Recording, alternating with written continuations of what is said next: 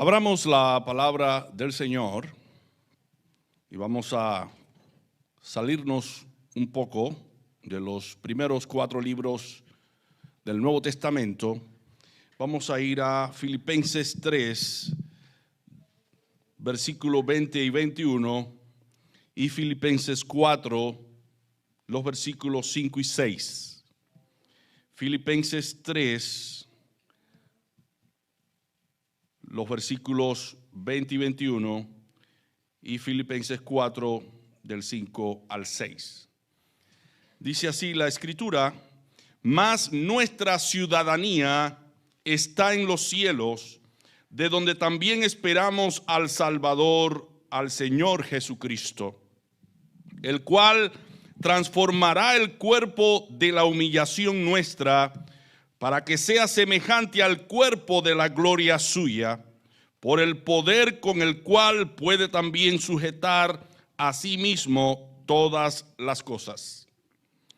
Vuestra gentileza sea conocida de todos los hombres. El Señor está cerca. Por nada estéis afanosos, sino sean conocidas vuestras peticiones delante de Dios en toda oración y ruego con acción de gracias. El autor de la carta a los filipenses es el apóstol Pablo. Pablo escribió la carta a los filipenses estando preso en Roma.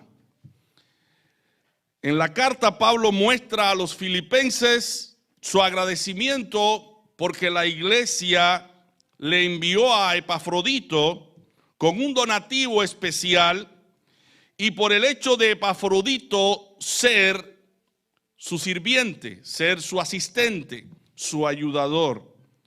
Pero Epafrodito había enfermado, se había agravado muchísimo y sentía mucha nostalgia porque conocía que sus parientes, sus familiares se preocupaban mucho por él. Pablo, viendo la situación de Epafrodito, su salud tan delicada, lo mandó de vuelta, de regreso a su casa. Como así recoge la Escritura: recibidle pues en el Señor con todo gozo y tened en estima a los que son como él, como Epafrodito, porque por la obra de Cristo estuvo próximo a la muerte. Hay algo conmovedor en esta historia, y es el hecho de que estando Pablo preso en Roma, sintió ese deseo, esa urgencia de enviar a Epafrodito de regreso para que Epafrodito no muriera. Pablo ya estaba condenado a muerte, ya estaba esperando la ejecución de la condena que le habían hecho. Sin embargo, no quiere que Epafrodito corra su misma suerte, y aquí vemos el amor tan inmenso que sentía Pablo hacia sus hermanos en la fe. Cuando revisamos el contexto de esta carta a los filipenses, no hay ninguna razón para exteriorizar gozo, alegría, satisfacción, sino tristeza, dolor, pesar, desesperación, frustración. Sin embargo, Pablo escribe esta carta experimentando un gozo tan inmenso, una felicidad tan gloriosa en su corazón, como si estuviese en un hotel de 5 estrellas y en el cuarto más cómodo que haya existido jamás. Y esto nos dice mucho de este gran siervo de Dios. Pablo vivía una vida expectante, una vida muy alerta, consciente de que al partir de esta vida se encontraría con su amado Salvador, con su Redentor. Pablo no tenía la mirada puesta en esta vida, sino en la vida venidera. Por eso no había circunstancia que lo afligiera. No había circunstancia adversa que le quitara el gozo, la felicidad, la realización, la autorrealización que él sentía, porque él tenía puestos sus ojos en la eternidad. A pesar de la cárcel fría, a pesar de la incomodidad de la tiesa cama donde él se acostaba y la fetidez propia de la prisión donde él estaba, Pablo recurre a enseñarte a ti y a enseñarme a mí qué actitud expectante debemos tener presente ante la eternidad. Porque viene el Señor a buscar a su pueblo y tenemos que estar preparados. Por esa razón, el título de este sermón es el siguiente: una actitud expectante. Dios quiere que tú estés alerta. Dios quiere que tú y yo estemos en un estado de sobriedad. Estemos conscientes de que viene el Señor próximamente a esta tierra a buscar a su pueblo. Dice Cristo en Juan 14, del 1 al 3, no se turbe vuestro corazón. Creéis en Dios, creed también en mí. En la casa de mi Padre muchas moradas hay. De otra manera, yo os lo hubiera dicho. Voy pues a preparar lugar para vosotros. Y si me fuere y os preparare lugar, vendré otra vez y os tomaré a mí mismo, para que donde yo estoy, vosotros también estéis. Ya están construidas nuestras moradas en la eternidad. De lo contrario, Cristo le hubiera dicho, voy pues. Cristo hubiese dicho, voy pues a preparar lugar para vosotros, porque ya están preparadas esas moradas. Y debemos nosotros estar conscientes de que esas moradas fueron preparadas por nosotros. Y Cristo viene a anunciarnos a través del Evangelio que tú y yo, al aceptar este Evangelio glorioso, estaremos un día en esas moradas cuyo artífice y creador es Dios. En el contexto de este pasaje, Tomás le dice al Señor, no sabemos a dónde vas. ¿Cómo pues podemos saber el camino? Jesús le dijo, yo soy el camino y la verdad y la vida, y nadie viene al Padre sino por mí. Qué palabras más gloriosas. Hoy nosotros no podemos estar confundidos, porque el camino que hemos tomado nos lleva a Dios. Y ese camino es Jesucristo. No es para que tú y yo estemos entristecidos, desesperanzados, turbados, siendo presas o esclavos del temor, siendo esclavos de nuestras propias concupiscencias, siendo esclavos de este mundo que está ciego y está perdido. Hoy tú y yo podemos cantar el himno de victoria porque hemos tomado el camino que nos lleva al cielo. Y ese camino es Jesucristo. Tenemos una posición en los cielos. Al ser hijos de Dios, somos herederos de Dios y coherederos con Cristo en gloria. Y allí estaremos con el Señor por toda una eternidad. Dice la Escritura que somos reyes y sacerdotes de Dios. Y reinaremos con Él por toda una eternidad. Allí estaremos con Él.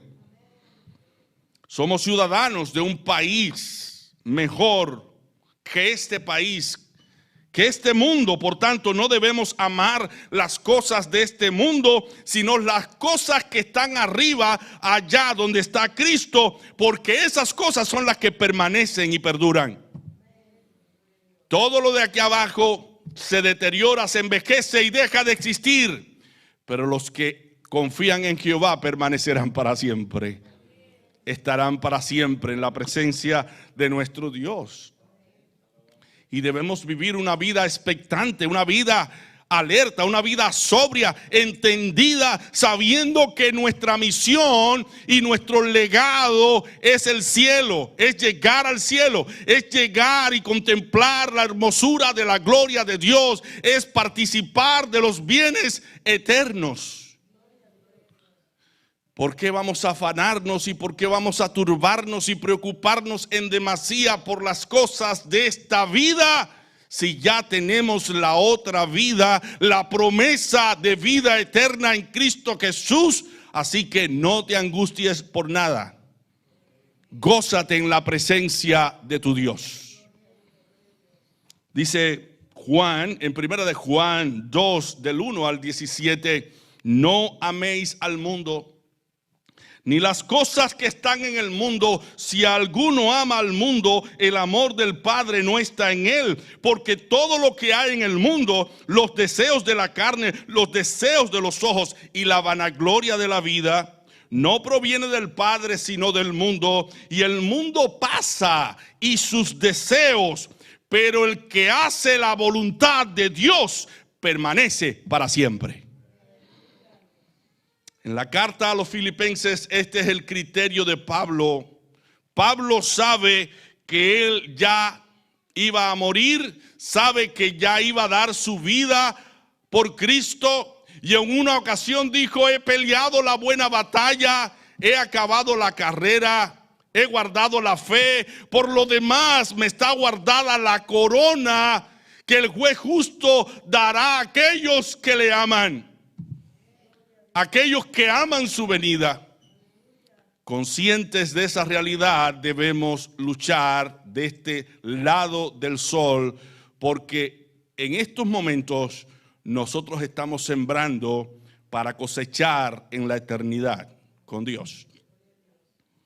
Así que tú y yo debemos animarnos como los filipenses, que estaban pasando por un momento difícil. Cuando Pablo les escribe, Pablo les anima a través de la carta y les dice: nosotros tenemos una posición en las moradas eternas, porque tenemos una ciudadanía, y esa ciudadanía está en los cielos. Nosotros ya tenemos esa herencia por la fe. Y Pablo añade: esperamos la venida de nuestro Salvador Jesucristo. Debemos gozarnos por el hecho de que Cristo vendrá a buscar a su pueblo, vendrá por segunda vez sin tener relación con el pecado. Su primera venida fue para llevar sobre sí el pecado de todos nosotros. Como dice la Escritura: angustiado él y afligido, no abrió su boca. Como cordero fue llevado al matadero, y como oveja delante de sus trasquiladores, enmudeció y no abrió su boca. Vino como cordero para dar su vida por ti y por mí, para llevar nuestras iniquidades, nuestras bajezas, nuestras maldades, y darnos por la fe el perdón y la gracia, la aceptación en el Evangelio. Ahora somos aceptos por lo que Él hizo por nosotros. Llevó los pecados nuestros, y ahora por medio de la fe en su nombre y el arrepentimiento de pecados, podemos ser perdonados en su nombre por la obra que Él hizo, por la entrega de Él en la cruz. Dice 1 de Pedro 3, versículo 18: porque también Cristo padeció una sola vez por los pecados, el justo por los injustos, para llevarnos a Dios, siendo a la verdad muerto en la carne, pero vivificado en espíritu. Él resucitó. Al cabo de los 3 días y las 3 noches, resucitó de la tumba. Más de 500 personas le vieron, y por 40 días estuvo apareciéndoles a sus discípulos. Y ascendió al cielo, y mientras él ascendía, 2 ángeles se le pusieron al lado, uno a la derecha y el otro a la izquierda, y dijeron: este Jesús que habéis visto ir al cielo en estas nubes, volverá nuevamente a la tierra en nubes de gloria. nosotros le esperamos porque Él vendrá a buscar a los suyos. Cuando Cristo venga por segunda vez, hermano, ya no vendrá como Salvador, porque ya Él vino como Salvador, dio su vida por nosotros. Ahora vendrá como juez para juzgar a las naciones, y todos los que no le hayan obedecido, todos aquellos que no hayan obedecido la demanda del evangelio, que es arrepentirse y poner la fe en Cristo, dice el evangelio que yo predico, que serán condenados en el infierno. Pero mientras Cristo viene, hay oportunidad para que todo aquel que no haya entrado al arca de salvación pueda entrar, pueda venir en arrepentimiento y fe y convertirse al Señor. Dice la Escritura claramente que todo aquel que en Él cree y es bautizado será salvo. Todo aquel que en Él cree. Pero hay un compromiso ahí. El compromiso de formar parte del cuerpo de Cristo, de la iglesia del Señor, para servir al Señor en todo lo que sea necesario en su iglesia, servirnos los unos a los otros, amarnos los unos a los otros. Y por esa razón debemos vivir una vida expectante, con una actitud expectante para saber qué es lo que debemos hacer en su iglesia, en la iglesia del Señor. ¿Qué es lo que debemos hacer con nuestra propia vida? ¿Cómo debemos prepararnos espiritualmente para recibir al Señor cuando Él venga? Y por esa razón es que acudimos a la iglesia a escuchar el mensaje de Dios, porque tenemos que prepararnos para ese día glorioso que vendrá. Él vendrá como ladrón en la noche. El ladrón no avisa cuando viene, llegará introspectivamente cuando nadie lo espera. Los hombres y las mujeres estarán casándose y dándose en casamiento. Los hombres estarán en borracheras, en orgías, en cosas paganas, como los tiempos de Noé y los tiempos de Lot. Nosotros debemos estar conscientes de que el mundo no se va a preparar para ese encuentro, porque el mundo está alejado de Dios. Pero tú y yo tenemos que tener una actitud expectante, una actitud alerta, una actitud para saber qué es lo que debemos hacer, qué preparación debemos tener para encontrarnos con el Señor. Dice Juan 3, del 16 al 18, porque de tal manera, y es una escritura que todos la sabemos, porque de tal manera amó Dios al mundo que ha dado a su Hijo unigénito, para que todo aquel que en Él cree no se pierda, mas tenga vida eterna.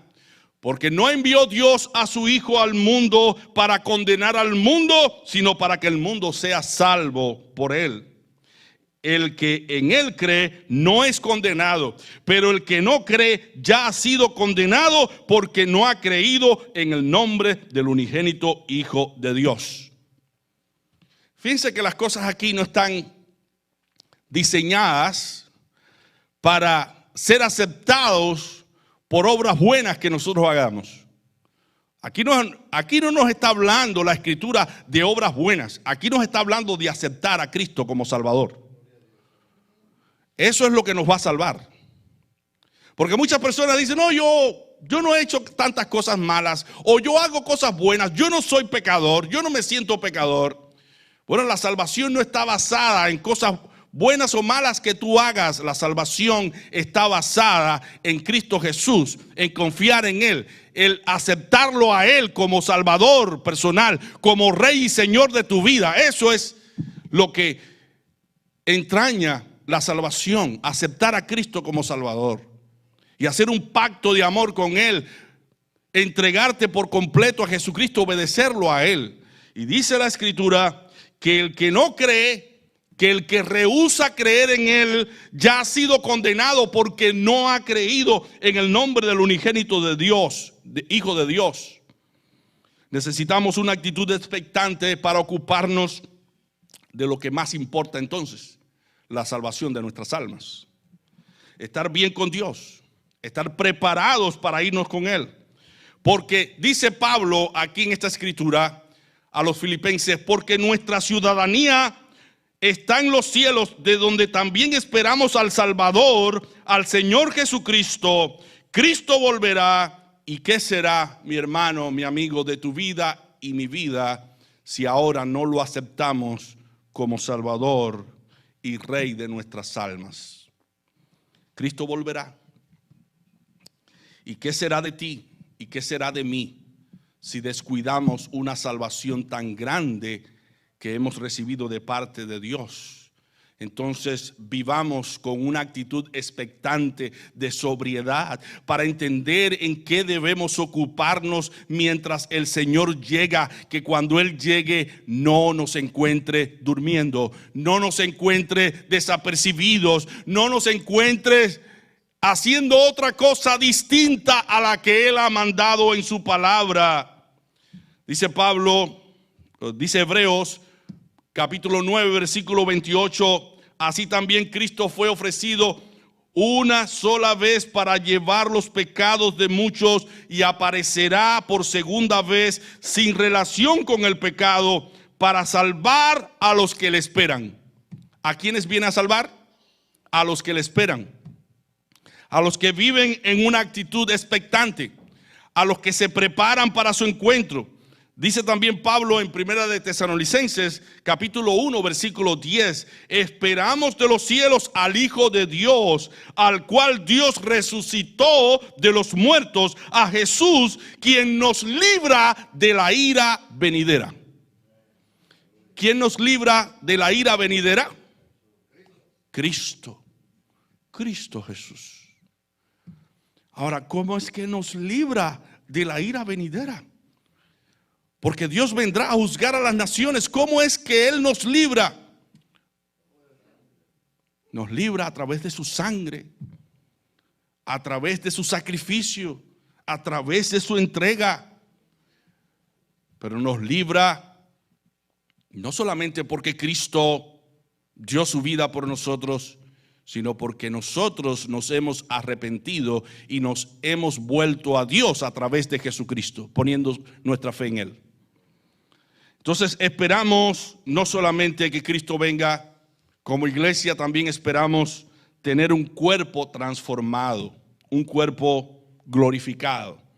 Y eso es de lo que nos habla Pablo en Filipenses 3, versículo 21.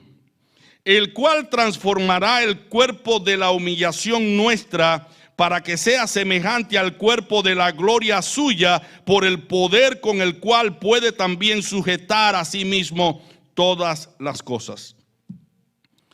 A este cuerpo que tenemos, Pablo le llama el cuerpo de nuestra humillación, porque en él moran todos los pecados y todos los hábitos malos que habitan en todos los seres humanos. Todas las obras de la carne,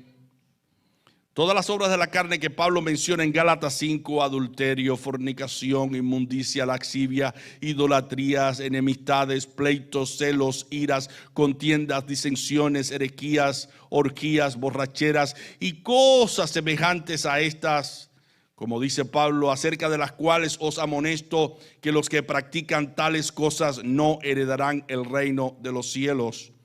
En este cuerpo que Pablo llama el cuerpo de nuestra humillación, moran todos esos pecados. La diferencia está en que los hijos de Dios ya no obedecemos a este cuerpo en sus deseos y en sus concupiscencias. Le decimos no al cuerpo cuando el cuerpo desea pecar, desea ofender a Dios. Un día ya no tendremos este cuerpo de pecado, sino un cuerpo glorificado semejante al cuerpo de la gloria suya. Gloria a Dios. Así que cuando Cristo, que es nuestra vida, dice Pablo, se manifieste, entonces seremos manifestados con Él en gloria, en Colosenses 3:4. Allí seremos manifestados porque tendremos un cuerpo glorificado, un cuerpo transformado. Dice Primera de Juan 3:2, amados, ahora somos hijos de Dios y aún no se ha manifestado lo que hemos de ser, pero sabemos que cuando Él se manifieste, seremos semejante a Él, porque le veremos tal como Él es. Así que veremos al Cristo de la gloria en un cuerpo glorificado. No será este cuerpo. Nos pareceremos a lo que hoy somos. Todos nos conoceremos con nuestros nombres porque tendremos nuestra propia fisonomía. Pero el cuerpo que tendremos será un cuerpo glorificado. Dice Pablo en 1 Corintios 15:53, porque es necesario que esto corruptible se vista de incorrupción y esto mortal se vista de inmortalidad. Así que vamos a resucitar con un cuerpo glorificado. Por consiguiente, mi hermano, mi amigo, no debemos vivir esta vida como si no nos fuéramos de este lugar nunca, como si este mundo fuese nuestro hogar. Dios ha dicho en su palabra que tiene ya moradas construidas para nosotros, un cuerpo glorificado para nosotros, y Cristo lo dice en su palabra en Juan 5:28, no os maravilléis de esto, porque vendrá hora cuando todos los que están en los sepulcros oirán su voz, la voz de Cristo. Y los que hicieron lo bueno saldrán a resurrección de vida, mas los que hicieron lo malo a resurrección de condenación. Por tal razón, por tal motivo, por tal causa, tenemos que vivir una vida alerta. Tenemos que tener una actitud expectante.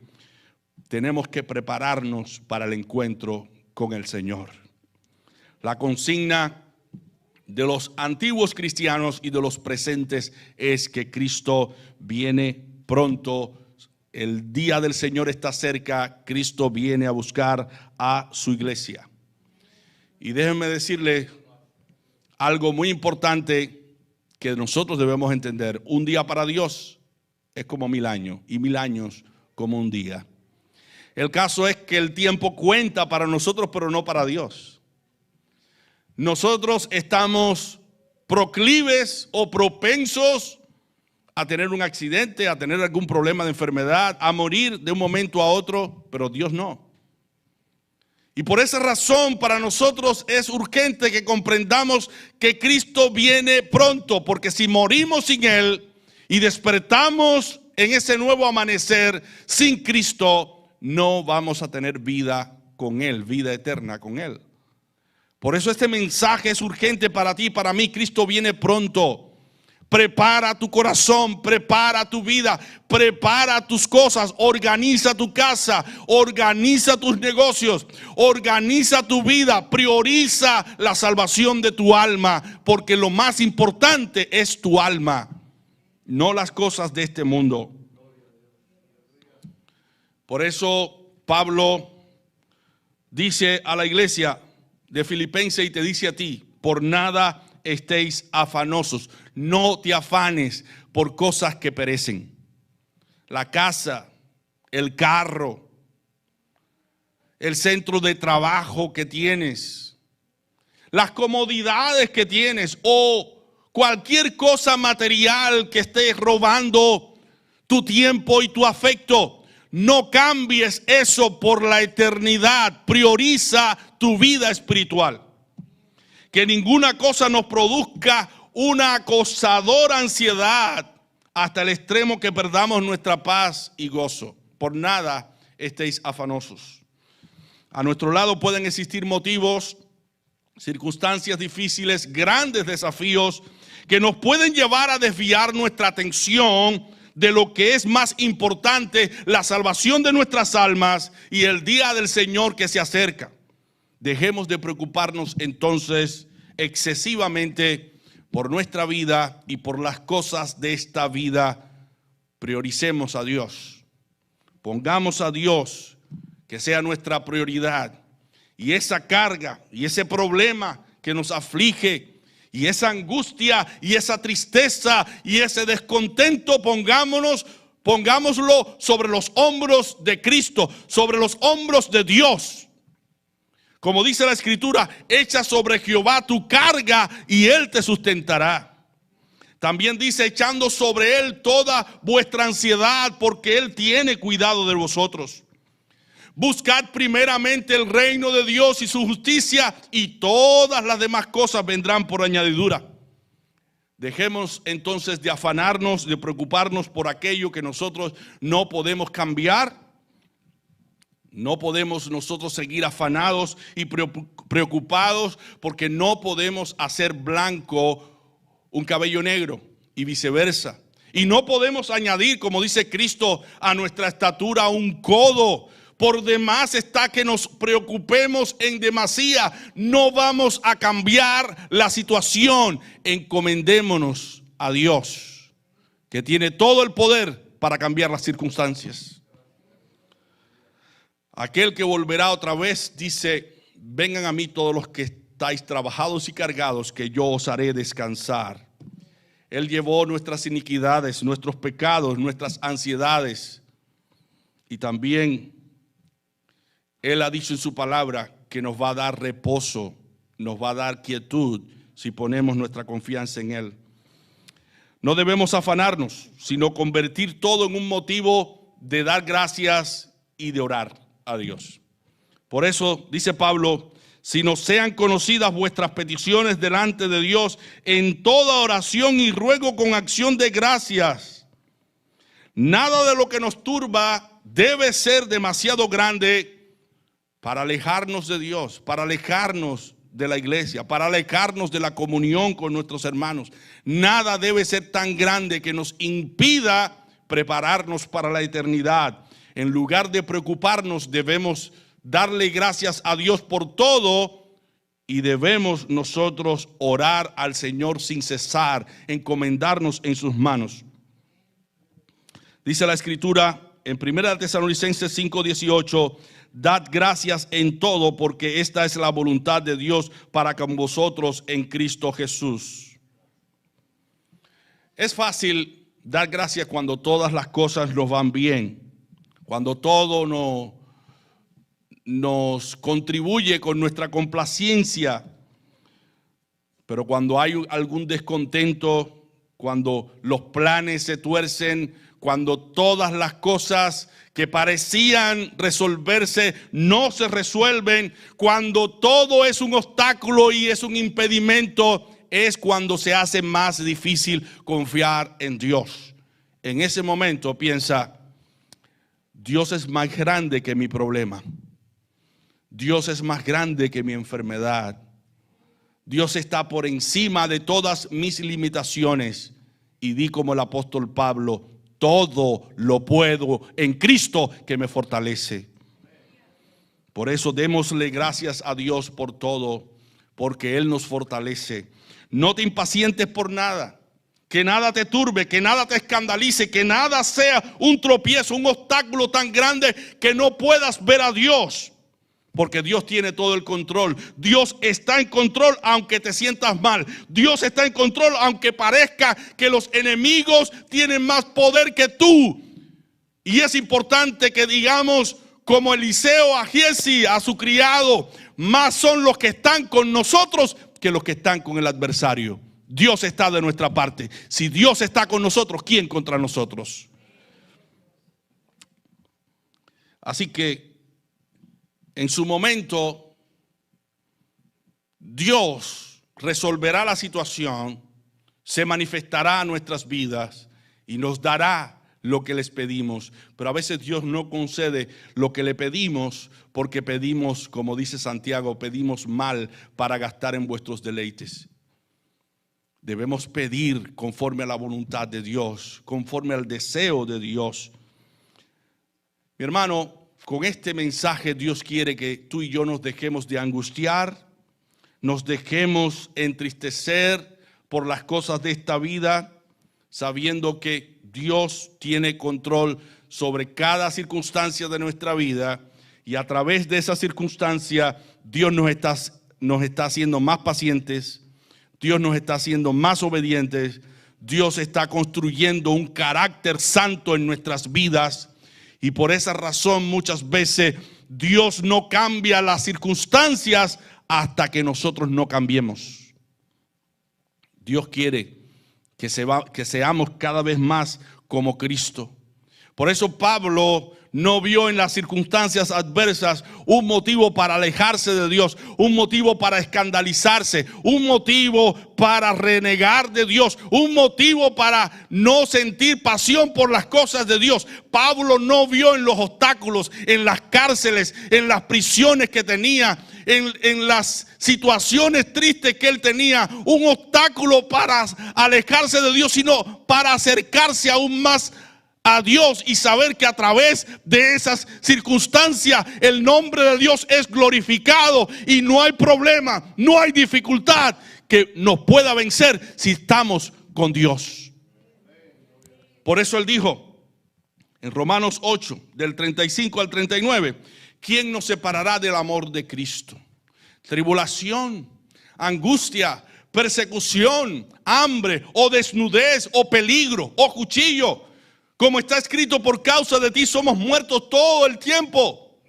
Somos contados como ovejas de matadero. Antes, dice Pablo, en todas estas cosas somos más que vencedores por medio de aquel que nos amó. Por lo cual estoy seguro de que ni la muerte, ni la vida, ni ángeles, ni principados, ni potestades, ni lo presente, ni lo porvenir, ni lo alto, ni lo profundo, ni ninguna otra cosa creada nos podrá separar del amor de Dios que es en Cristo Jesús, Señor nuestro. Gloria a Dios. A veces vemos creyentes que se apartan de la iglesia, que se separan de Dios por cualquier tipo de problema o de prueba. Pero dice la palabra del Señor que la prueba trae paciencia. La paciencia prueba y la prueba esperanza.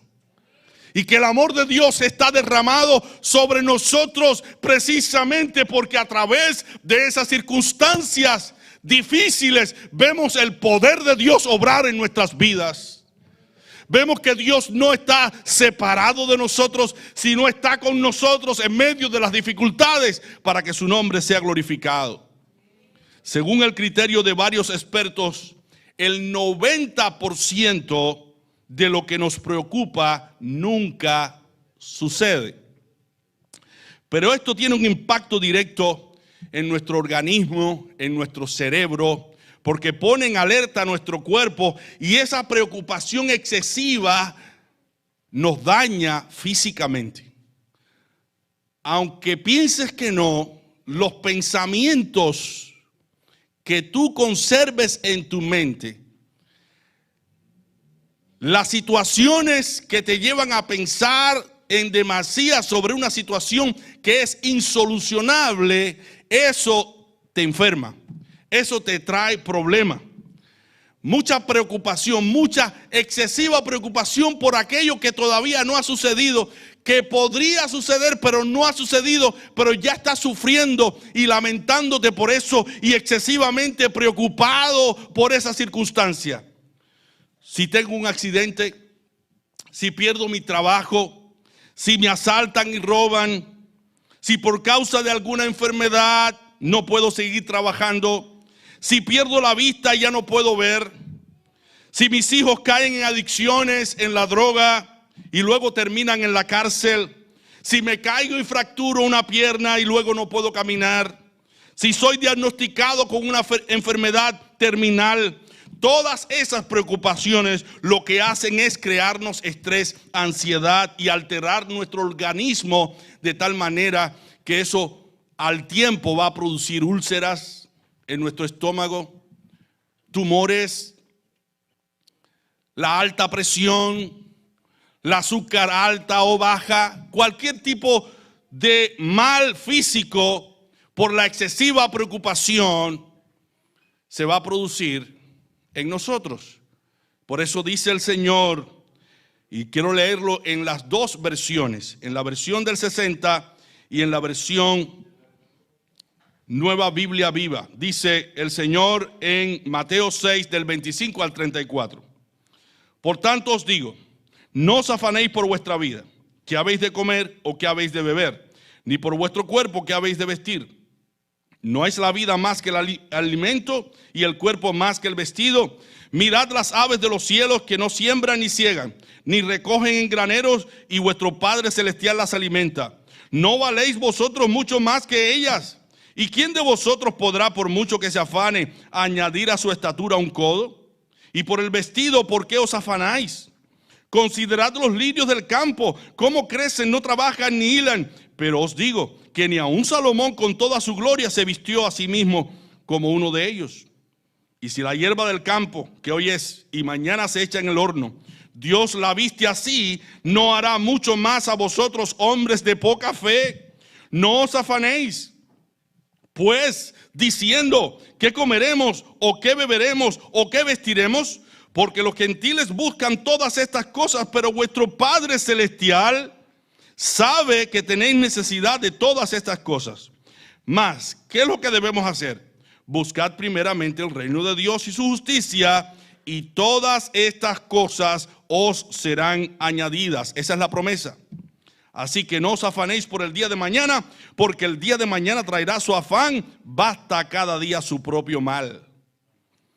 Vamos a leerlo en la versión Nueva Biblia Viva. Dice: por ello les aconsejo que no se preocupen por la comida, la bebida o la ropa.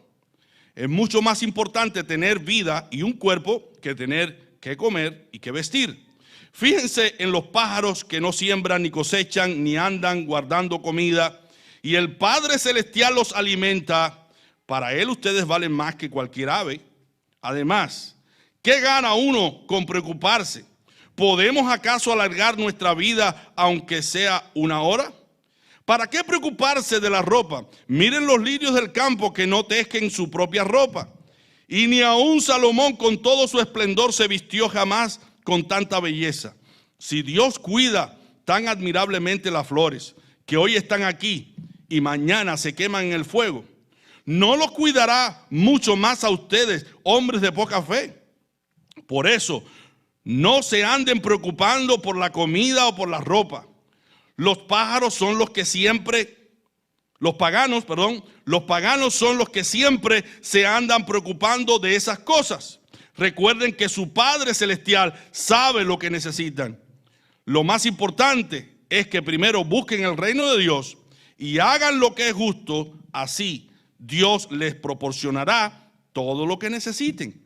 No se preocupen por lo que sucederá mañana, pues mañana tendrán tiempo para hacerlo. Ya tienen suficiente con los problemas de hoy.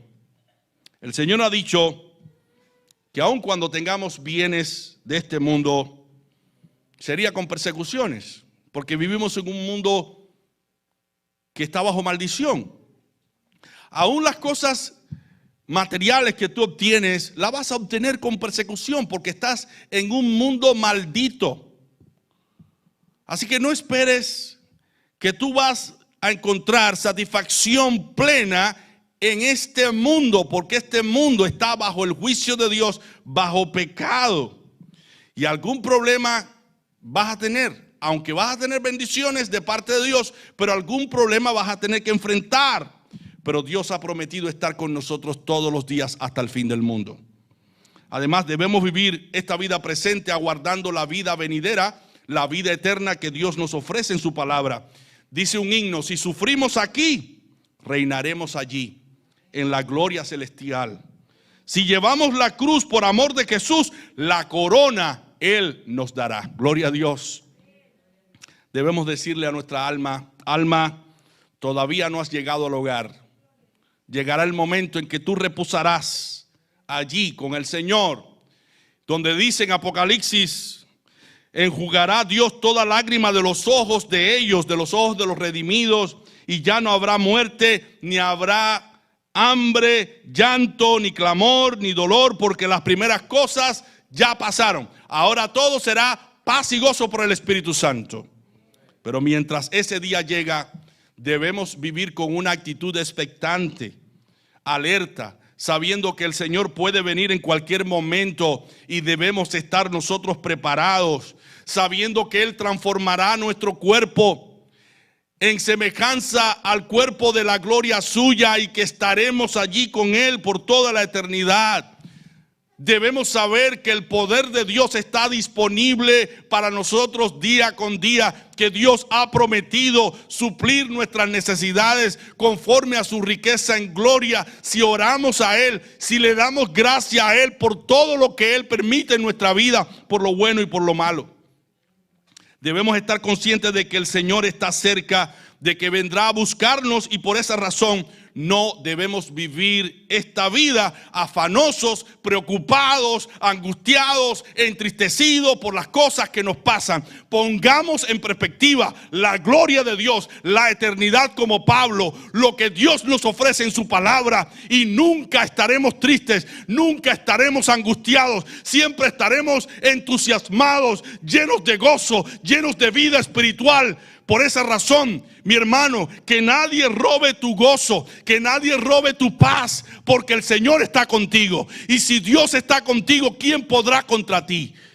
Así que es necesario que pongamos nuestra fe en el Señor. Dile al Señor: Señor, dame una actitud expectante para ocuparme de las cosas que en verdad son importantes en nuestra vida.